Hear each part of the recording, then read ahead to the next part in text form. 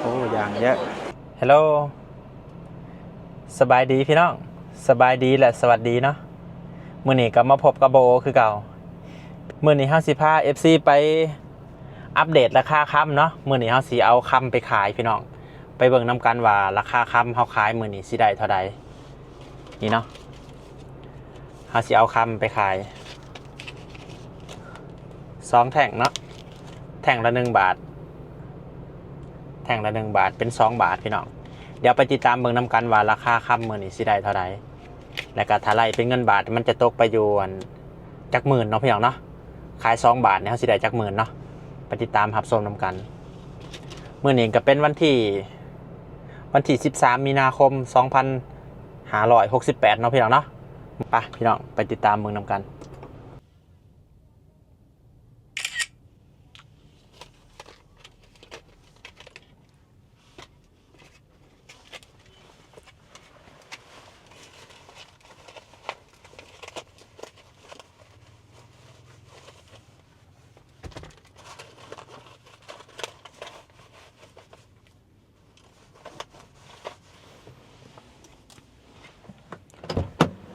ซึ่งมื้อนี้บอลที่เฮาสิมาขายเนาะพี่น้องมื้อนี้บอลเฮาสิมาขายก็จะอยู่ที่ตลาดเสามอจะอยู่แถวประตูไซเนาะพี่น้องจะอยู่แถวประตูไซเลยตัวนี้ก็เป็นภาพบรรยากาศตอนแรงเวลา4 โมงเนาะ4 โมง 14 นาที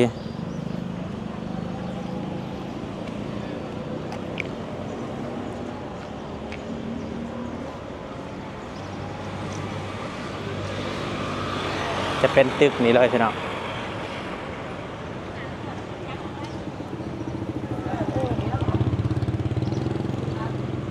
โอ้แดดฮ้อนหลายมัน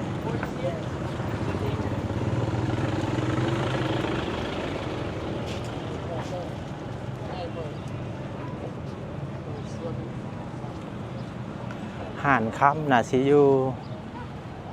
สั่น2พี่น้องมาตลอดอยู่แต่ว่าบ่จื้อเนาะพี่น้อง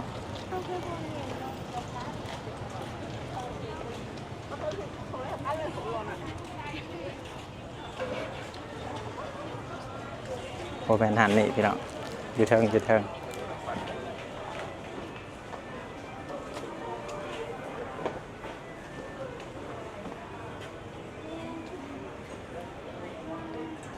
ห่านเพิ่นปิดไว้แล้วเนาะพามาตอนค่ำ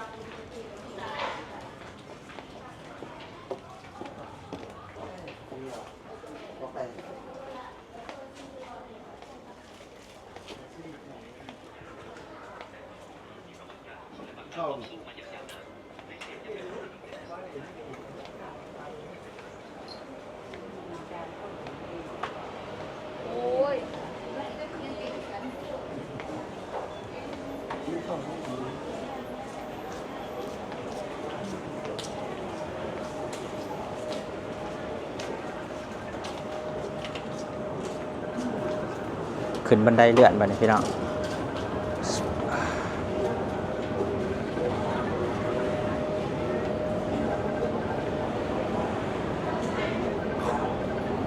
ไปพี่น้องมาหอดชั้น2แล้ว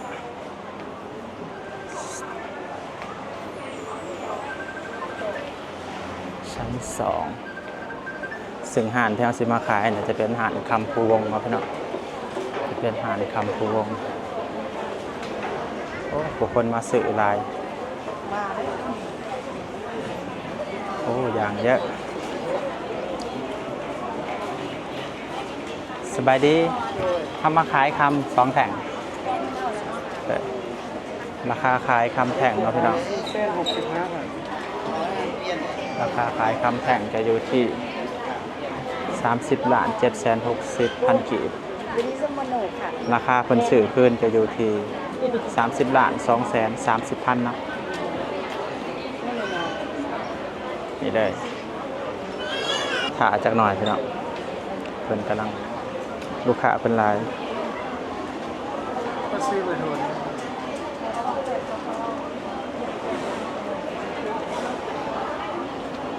บานเส้น30,000โดย30 บาทเส้น30ถึงส่งมาแล้วก็ไปสมัครใช่60 ล้านครับ ไม่60 ล้าน460นะ460ครับโอเคเป็นไปได้ไหมอันนั้นบริเวณนี่เนาะพี่น้อง2 บาทได้อยู่60 ล้าน460อันนี้รายเป็นเงินบาทรายอยู่94,468 บาทเนาะแล้วก็ซื้อไปโดนเลย ซื้อโอโอ้โอ้โห5949กำไรหลายบ่ เรามีส่วนได้โอนโอนแบบเป็นตัวมันราคาจะหน่อยนะเนาะเป็นกำลังเป็นไรนะขับใจจะ460โอเคขับใจได้จ้าเรียบร้อยพี่น้องยังบ่แน่ใจว่าเฮาได้กำไรหรือขาดทุนเนาะพี่น้องเพราะว่าเฮาบ่จื้อเนาะบ่ได้เก็บใบโอนไว้ใบใบสื่อนะใบเสร็จตอนเฮาสื่อนะบ่ได้เก็บไว้เนาะ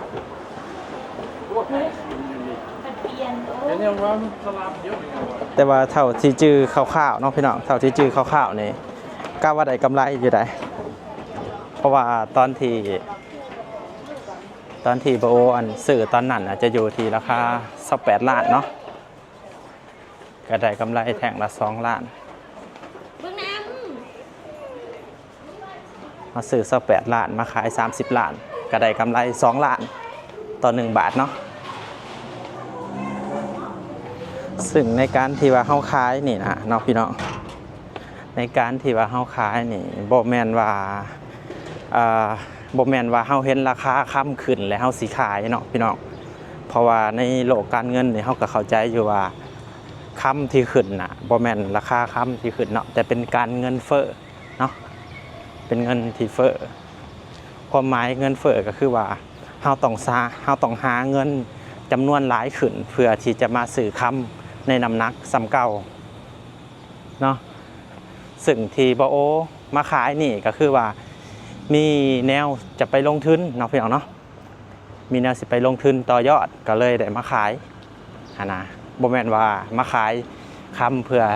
เก็บเงินไว้แล้วพี่น้องบ่แม่นเด้อหลายๆคน FC โบอาจสิเบิ่งก็สิว่าโอ้โบเห็นราคาค่ำขึ้นแล้วไปขายบ่แม่นเนาะบ่แม่นว่าขายเก็บเงินสดไว้บ่แม่นเป็นการขายเพื่อไปลงทุนต่อยอดเนาะพี่น้องเนาะ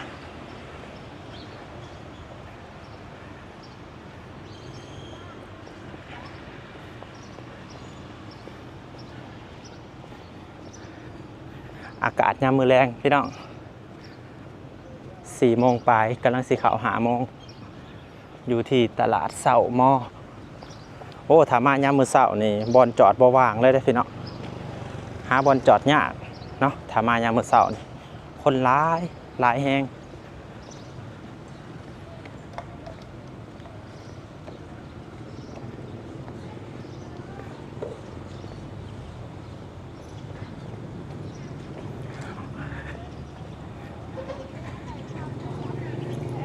โอ้พี่น้องเฮาขายคำได้ราคาได้กำไร4 ล้านกีบเนาะเดี๋ยวเฮาสิหาซื้อปีกงูจักหน่อยก่อน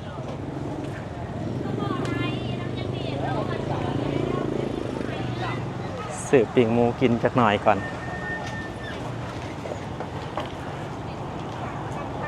เอากำไรมาซื้อปีกงูสบายดี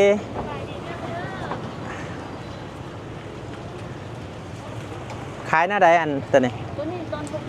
ตอน60 ตอนไหนก็ได้ครับนี่กับตอน70 เออ ตอนไหนก็ได้ เอาตอนเทิงเนี่ยข่อยตอนหนึ่ง ข้าวเหนียวเนี่ย ข้าวเหนียวปลาเดียวเลยเป็นหมูปิ่งเนาะหมูปิ่งหมูกรอบเป็นปิ่งติดมันติดหยังนั่นนี่เลยอันนี้ตอนยังดิบอันนี้แมนโตวซุกแล้ว ตอน60,000กับบอฮอด100 บาทพี่น้องประมาณ90 บาทโดยประมาณ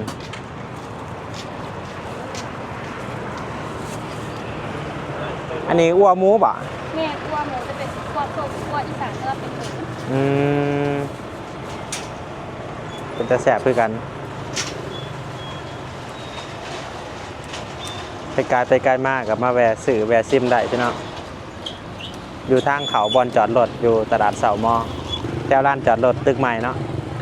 ที่หมูตลาดเต้ามันจะเป็นที่บนเลย อ่า ที่ตลาดเต้า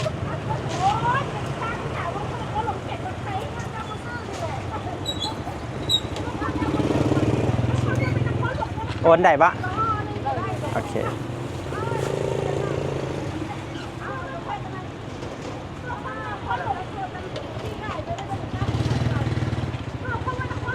ใครคำ2 บาทเป็นเศรษฐีเราพี่น้อง60นะ60,000โอเคขอบใจ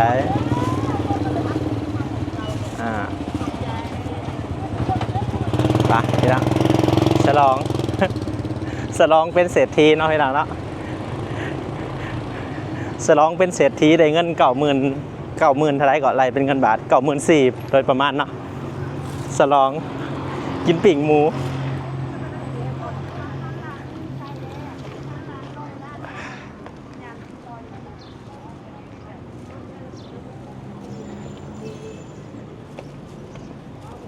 อันนี้บอลเขาจอดรถเนาะ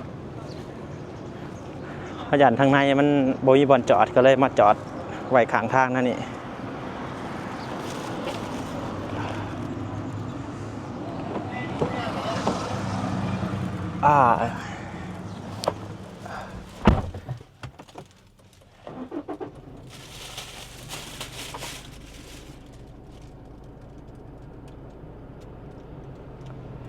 โอเคกะสิประมาณนี้เด้อพี่น้องเด้อสำหรับราคาค่ำมื้อนี้เนาะ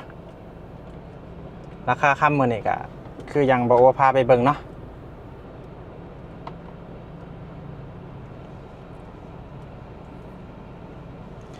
มื้อนี้บ่โอมาขายอยู่2 แท่งเนาะพี่น้องเนาะ2 บาทขายค่ำ2 บาท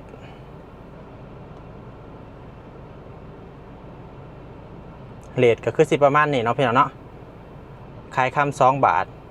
โบไหลประมาณนี้เลย60 ล้าน460และก็ไหลเป็นเงินบาทกับทั้งรุมเลยพี่น้อง94,400เนาะ94,000โดยประมาณเนาะพี่น้องเนาะโอเคสำหรับคลิปนี้ก็เดี๋ยวค้าเมื่อเนาะทางกลับเดี๋ยวโบโอสิถ่ายภาพบรรยากาศถนนหนทางส่วงยามแรงๆอยู่ที่นครหลวงเวียงจันทน์ให้พ่อแม่พี่น้อง FC เนาะบ่ว่าสิอยู่ภายในและต่างประเทศได้ติดตามรับชมภาพบรรยากาศไปพร้อมๆกันเนาะพี่น้องเนาะไปก่อนอื่นให้ใส่เข็มขัดก่อน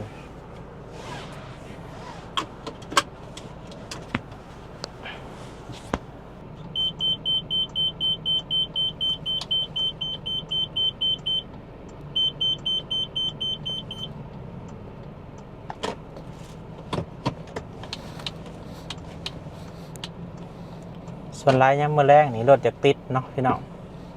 รถจากติดเลยเดี๋ยวโบสิออกไปทางอันผักซันเนาะ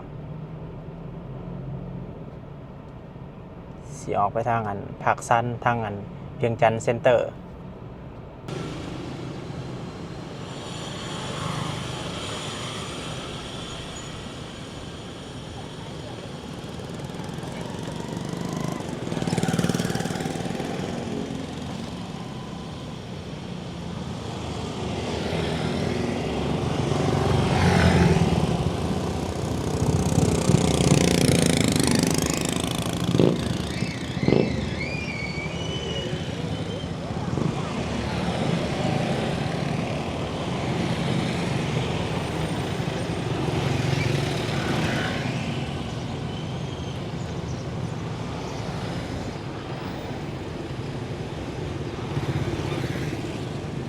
ส่วนถ้าใครอยากรู้ว่าเบาโอขายค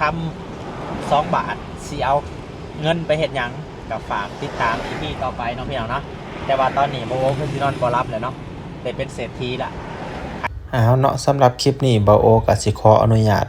จบคลิปไว้เพียงเท่านี้เนาะพี่น้องเนาะไว้เจอกัน EP ต่อไปเด้อบ๊ายบาย